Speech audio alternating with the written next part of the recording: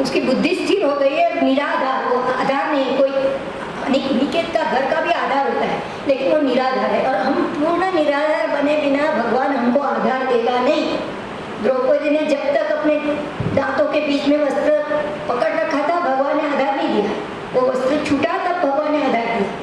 गजेंद्र ने भी जब आखिर की बात बताई तब भगवान उसको दौड़ कर आए, तब तक भगवान आधार नहीं देता है। तो भगवान का अगर हमको आधार पकड़ना है तो बाकी सारे भौतिक आधारों से हमको मुक्त होना पड़ेगा। जब तक ऐसे हम निराधार नहीं हो गए तो फिर ये सन्यासी है, उसको वो तो अनिकेत ही होता है। कहते हैं कि सन्यासी एक जगह में 3 दिन से ज़्यादा नहीं रहता है, 3 दिन का ही उसके लिए मुकाम होना चाहिए, उससे अधिक उसको एक जगह घर नहीं बनाना है। और बाबा कहते थे कि मैं कैसा हूँ, पदयात्रा करते थे ना, मेरे जैसा बिरला ना टाटा है या आज के अंबानी अदानी जो है, कोई भी मेरे जैसे धनवान नहीं है। मैं सबसे धनवान हूँ। कैसे धनवान हूँ? उनका कहीं अमेरिका में एक घर होगा, लंदन में एक घर होगा, बम्बई दिल्ली सब जगह, कलकत्ता में सब घर होगा, 5-10 घर के वो मालिक हो गए। मेरे 365 दिन के 365 घर है। मेरे जैसा श्रीमान वो है क्या कोई? और वो भी मैं जिस गांव में जाऊंगा उस गांव में अच्छे से अच्छा घर होगा, वो मेरे लिए रखेंगे वो लोग उस दिन खोल कर और साफ कर कर। तो मेरे जैसा कौन धनवान है? तो ये जो है अनिकेत है, यानी क्या, ये विश्वची माझे घर, जिसने पूरे विश्व को ही अपना घर मान लिया और विचरे विश्व हो नी विश्वा माझी, वो विश्व बनकर विश्व में घूम रहा है, तो उसका सारा विश्व ही उसका घर हो गया।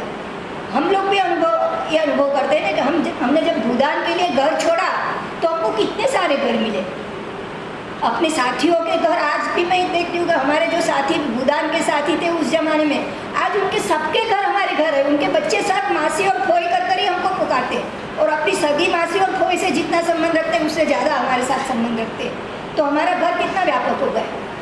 तो इस तरह से ये जो है कि जो विश्व में अपना घर छोड़कर निकल पड़ता है, उसके लिए सारा विश्व उसका घर हो जाता है। तो ये अनिकेत स्थिरमति भक्तिमान में प्रियो नरक। तो ऐसा ये सारे भजन 39 लक्षण भक्त के बताए, उसमें से कुछ हमने देखे।